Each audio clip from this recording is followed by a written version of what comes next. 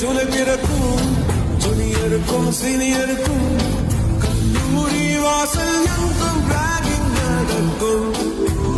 Students மனமோ நந்தவனமே ரோஜா இருக்கும் முள்ளும் இருக்கும்.